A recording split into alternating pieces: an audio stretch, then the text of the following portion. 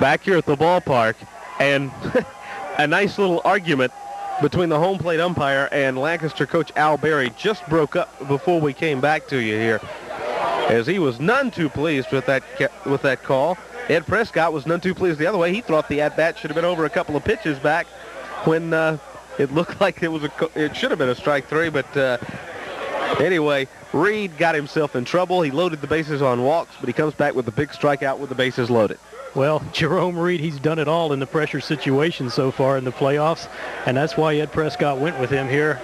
In relief, he has just done a sensational job. You don't feel good when you walk 3 batters in an inning and allow 1 to steal second base, but Jerome, he's done about all you can do right here, and Raiders trying to add to their 1-run lead right here. Charles Peterson will lead it off here.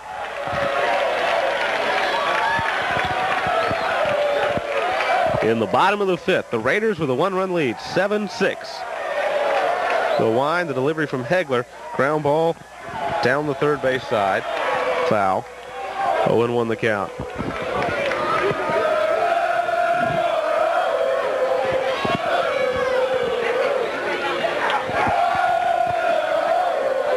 And 1 the count. You hear the student body, Lawrence District High over here to our left. 0-1 the count.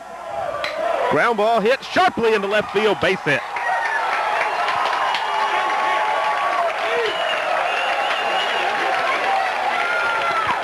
One on now with nobody out. Todd Siegler will be the batter.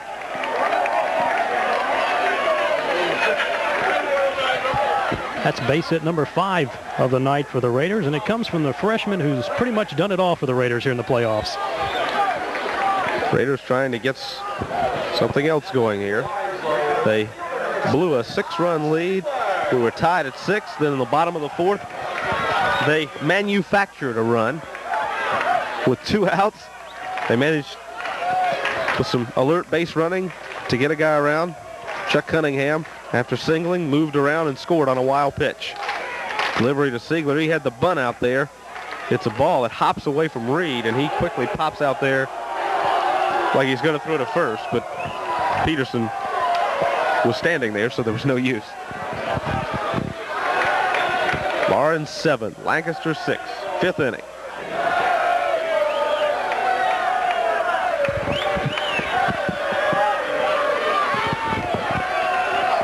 Siegler the batter with a 1-0 count. Peterson with a big lead down at first. Here's the pitch. Siegler again had the bunt out there, and again it's inside as he pulls it back. 2-0 the count.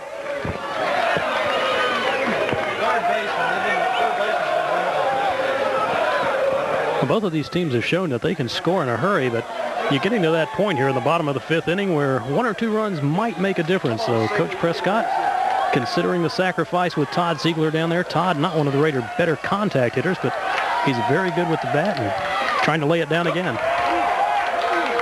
Ball 3 as he again had the bat out there, and he's got Hegler thinking right now. Well, you think sacrifice. Now you don't even let Todd take the bat off his shoulder. He's going to be taking this one all the way, no doubt about it.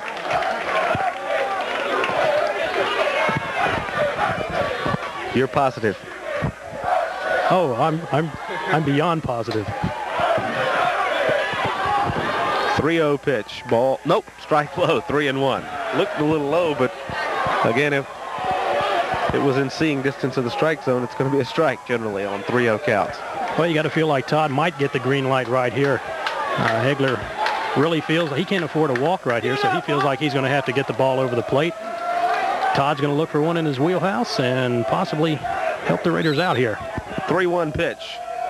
He again puts the bat out there for the bunt and fouls it away, and the count 3-2. Well, that's a big surprise right there. Todd again trying to lay down the bunt. And that might have been ball 4. I believe it was. Todd wanted to execute there a little more than he wanted to watch that pitch, but you can't fault him for the effort. Raiders 7, Lancaster 6. We're in the bottom of the 5th. A runner at first and nobody out. 3-2 count on Siegler, the batter.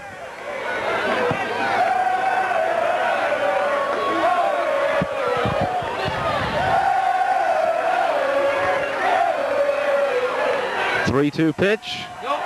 Ball 4. He walked him. Runners on first and second with nobody out. And that will bring up Anthony Brown. And I think we may be in for a pitching change. Or are we?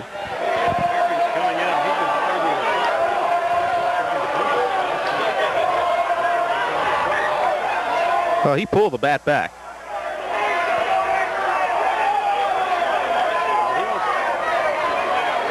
Oh, now we've got a little argument going.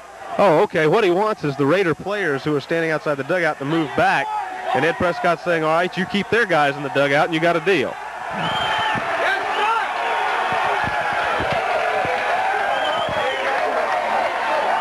And you have to feel like that really is a victory for the Raiders. They were really shaking up Hegler. They had their hats off and were waving it over there in foul territory. And the Raiders feel like they've shaken him up, and they've got something going here.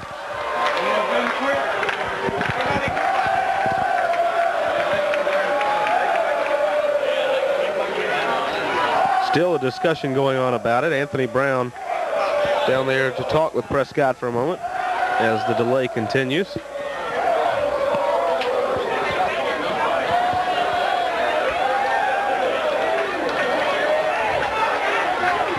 And Anthony Brown will step to the plate. Nobody out, 2 aboard for the Raiders in the bottom of the 5th. They lead it 7-6. Looking for some more.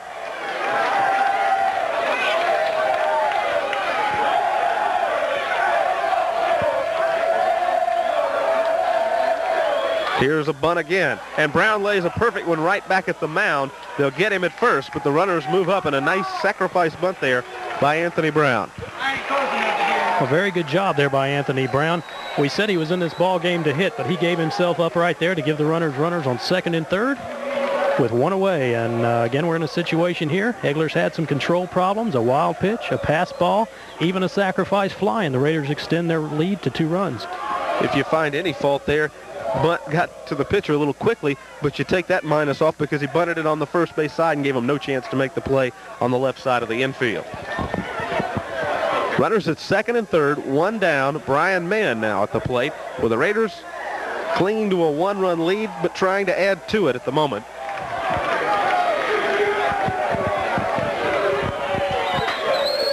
This game 2.5 hours old. Been a long one.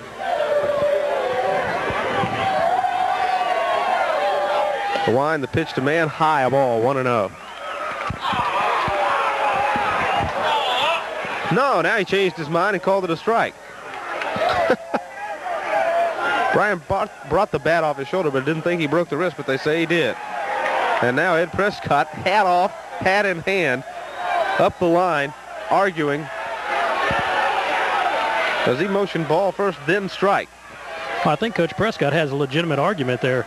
He did make the ball call, and I'll tell you what, if you don't want to get in an argument with Coach Ed Prescott, I know Coach Al Berry over on the Lancaster side is not too happy with the umpiring right now, and these guys, they're giving it to the umpire from both sides. That's the first time, I think, in 7 or 8 years I've ever seen him take his hat off during an argument. That's when you know he's mad. I've never seen him since I've been here take his hat off at all. At least he didn't turn around backwards. Oh, then you know he's mad. I mean, he's similar to Coach Bobby Ivy, football coach. When he tucks that hat up and you see the brim get above his hairline, you know to back off. Brian Mann taking a few practice swings over in the grassy area, and Ed Prescott still nose to nose with the umpire.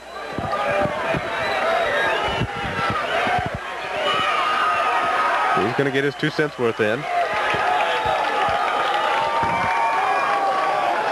And now the conversation ended. Mann will step back to the plate.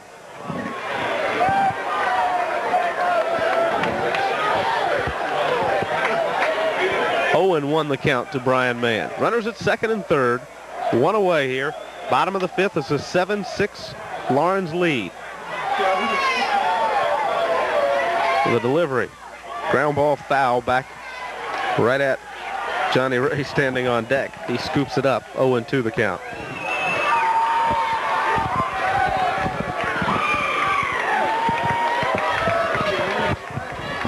Well, everybody got their $2 worth on this one. No doubt about that. The Raiders, a lot of opportunities and wasted opportunities in this series. They've converted on a few of them. This is a big one right here. Second and third, one out. 0-2 count to Brian Mann. The pitch. Ball high and outside, 1-2.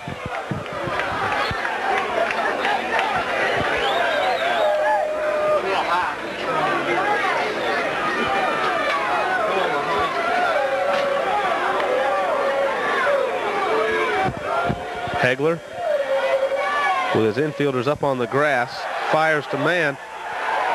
It pops out in front of the plate. They're going to call it a fair ball. And they're going to get Mann. And then they run Grant back to third. Well, that one looked like it bounded around in the dirt there before it popped out. Okay, he swung and it popped loose. Okay. He swung and missed it, and it popped forward out of the catcher's glove, so they just threw down to first to complete the out. So it's a strikeout. And that happened twice in game one in the first game at Lancaster, and the Raiders reached base both times on those opportunities. Brian Mann wasn't as fortunate as Robbie Reed jumped out in front of the plate and made sure his throw to first was a good one.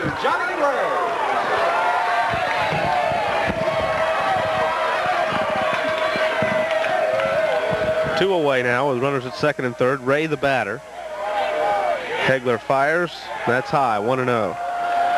Again, Ray with the compact strike zone. Hegler's going to have to be very careful he doesn't let one get away here.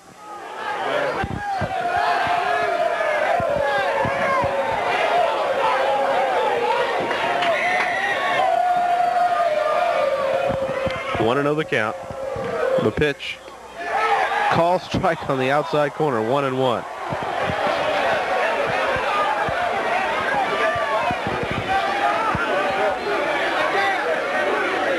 Raiders trying to get something out of this fifth inning. They got runners at second and third with two down. They scored one in the fourth to take a 7-6 lead. Here's the wind and the delivery. High, gets away back to the screen. And coming quickly down the line to score is Charles Peterson. It's 8-6. Well, we kept talking about it, and Hegler looked completely under control, and he just completely lost that one. Well, that ball really was handleable, that back there behind Reed. And suddenly Todd Siegler fakes like he's going to come home. The ball was never called dead. Lawrence 8, Lancaster 6 in the fifth here. Siegler moved up to third. And with a 2-1 count, Ray with every opportunity in the world still at the plate, and Siegler, who knows? If Hegler loses control again, we might get another across.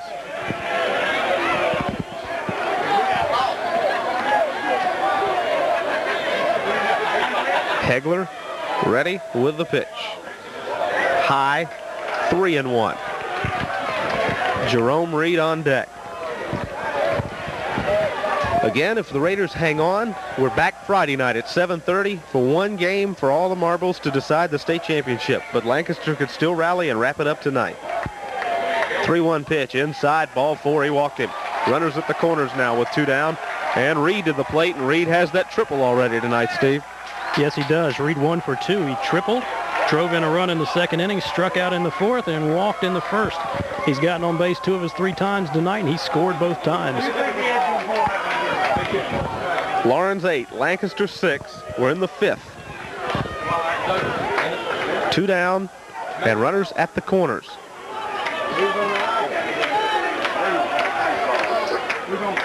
Now batting for Lawrence, the pitcher, Jerome Reed. How'd you do the thumb? Steve's got a nice little bruise. Oh, on the high five? Yeah, I'm afraid so. I think I caught your ring or something there, and if I don't have a broken thumb out of this. Swing and a miss by Reed on the first pitch, 0-1.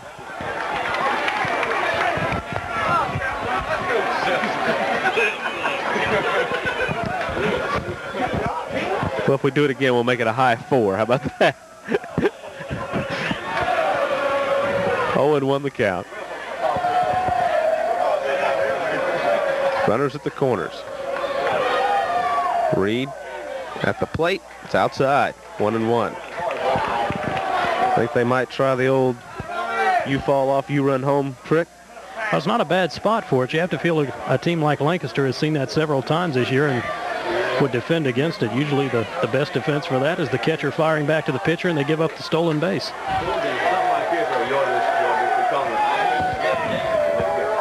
Raiders up by 2 in the 5th. Here's the pitch. Ground ball. Third baseman goes up. Truesdale makes the grab, throws to second, and they got him. Great defensive play by Ciano Truesdale to keep the Raiders from getting on the board again. But they get another, and after 5 complete, it is now Lawrence 8, Lancaster 6. We'll be back in 60 seconds.